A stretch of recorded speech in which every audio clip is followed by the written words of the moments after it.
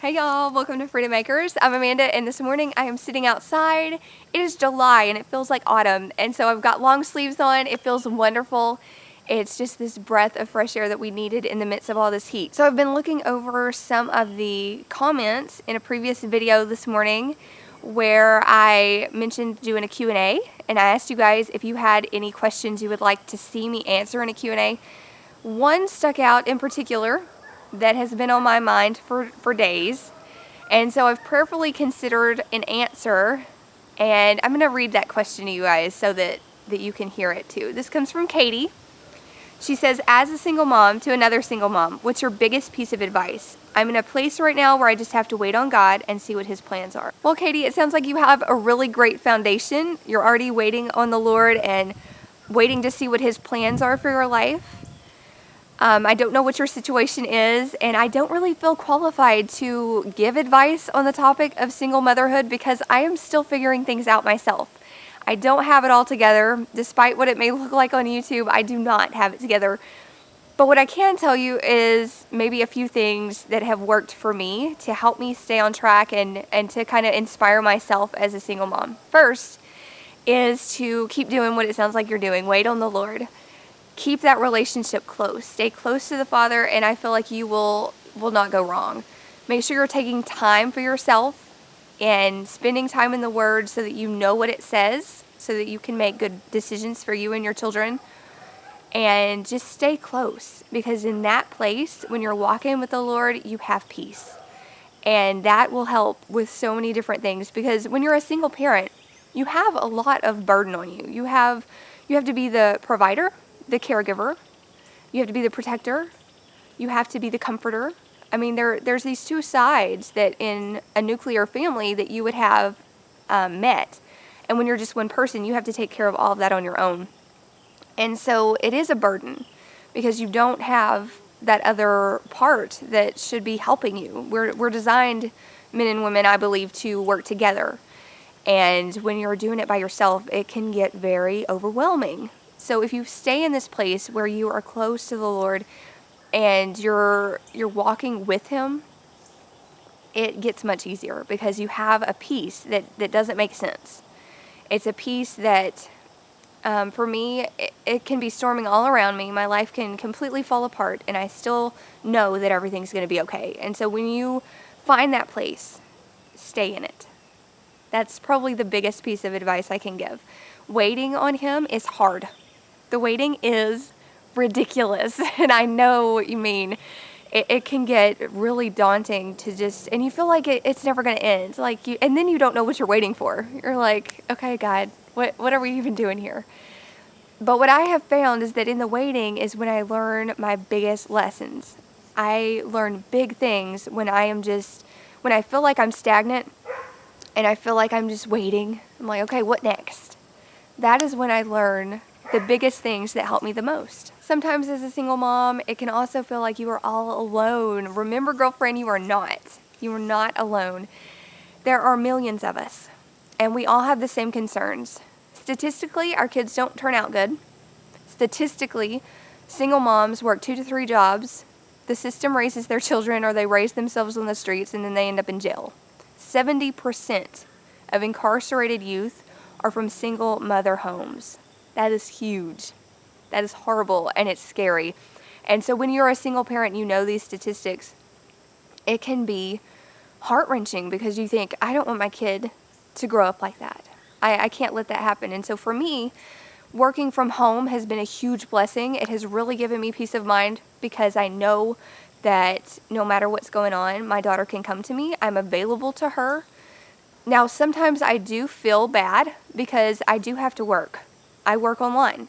I am on my computer several hours every day, editing videos, getting those put up, answering emails. I have a lot of essential oil questions. I do doTERRA.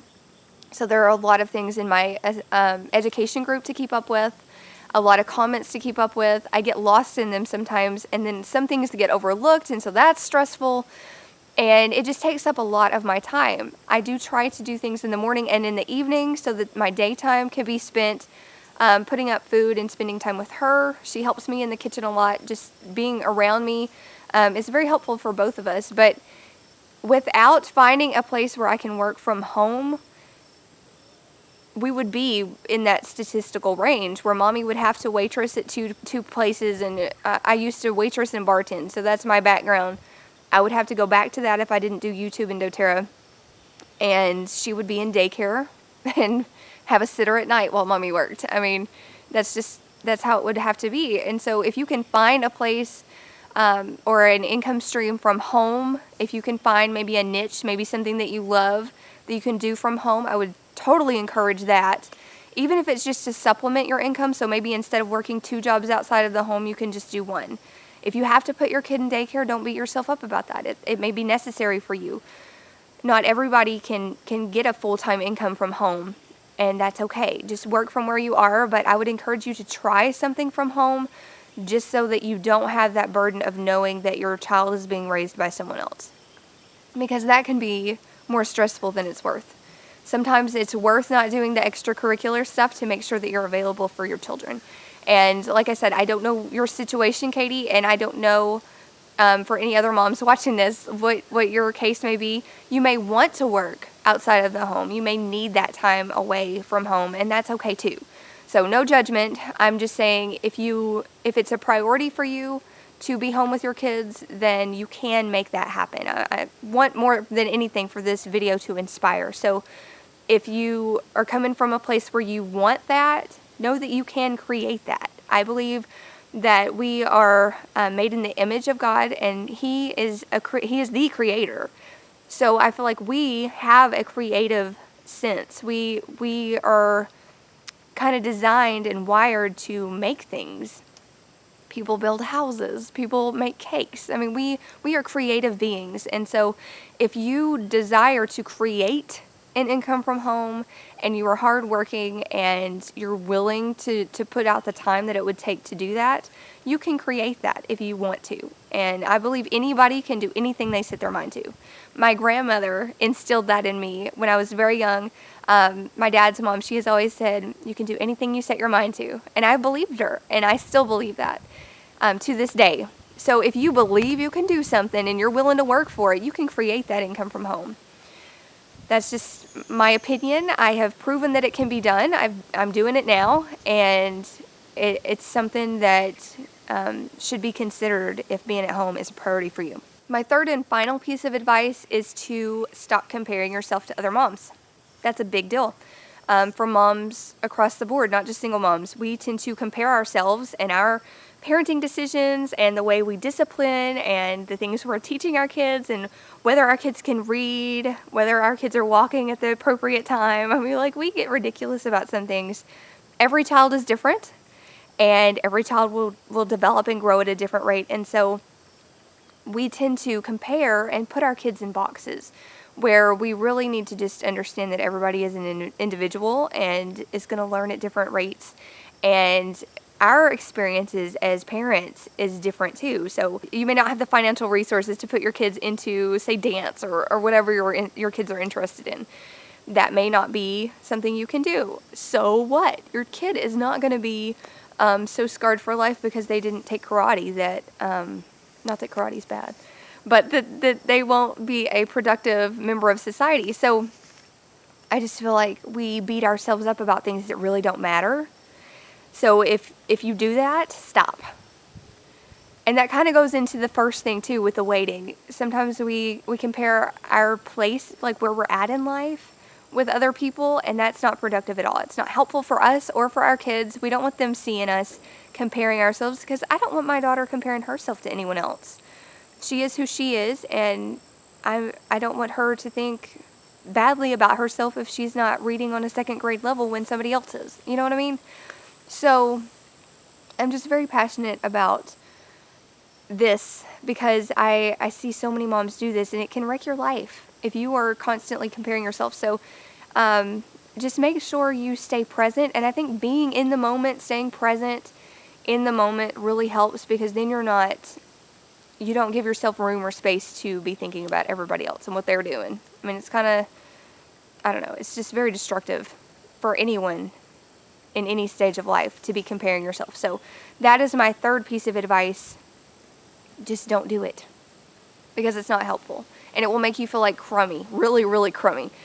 And that's not helpful either, because then you can't be the mom that you want to be because you're feeling bad about your situation or you're feeling sorry for yourself, and it's not a good place. So stay close to Christ.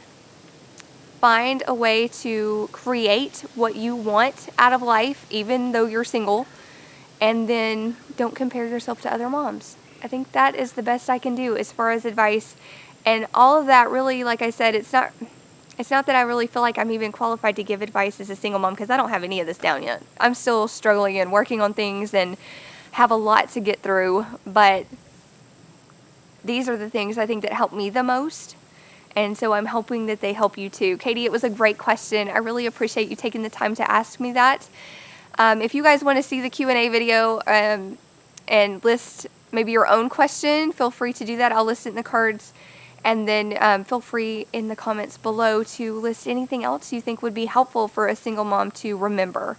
So I know that there are a lot of single moms that watch my channel. If that is who you are, if you're in that place, just give yourself some grace. Life was not designed to be like this. I believe that men and women were meant to work together. We were meant to support each other. And when you're missing that other component and you're just trying to fill that place and be everything at once, it can be really hard and impossible some days. Some days you can't get it all done, and dishes are piled up and you don't have enough money, or whatever the case may be. Don't beat yourself up about it. Give yourself some grace, because if you don't, you're just going to make things worse. You're going to make yourself feel worse. You're going to make your kids feel worse, because they're going to see that. And our kids so many times take on the pressures that we experience. It's just kind of subconscious for them. They just know, like, mama's stressed out and so something's wrong, and we don't want our kids to take on those burdens that we shouldn't even have. And so by giving yourself some grace and allowing yourself space to just accept that this is how things are, and it's okay if you have to go to bed with the kitchen dirty because you're exhausted. It's okay. Don't judge yourself. And ignore people that judge you. If people are critical about your parenting and you know that you're doing things in a godly manner in which you're doing the best that you can, then ignore the judgment. Because there are people, serious haters out there that will try to bring you down to their level. And I would encourage you not to do that. Just stay above that and just give yourself some grace. So I hope this helps someone. I feel like I'm rambling now because I don't really even, y'all, I don't have this together. I don't have it together at all. And being a single mom is really hard. And it's something that's very hard for me to talk about, because there are still so many things that I haven't accepted about our situation and experience yet either. So if you have some advice that you'd like to share, list that in the comments below so that other moms can read that and benefit from that as well. Thank you guys so much for stopping by. I appreciate each of you. Thank you again, Katie, and I will catch you guys in the next video. Bye, guys.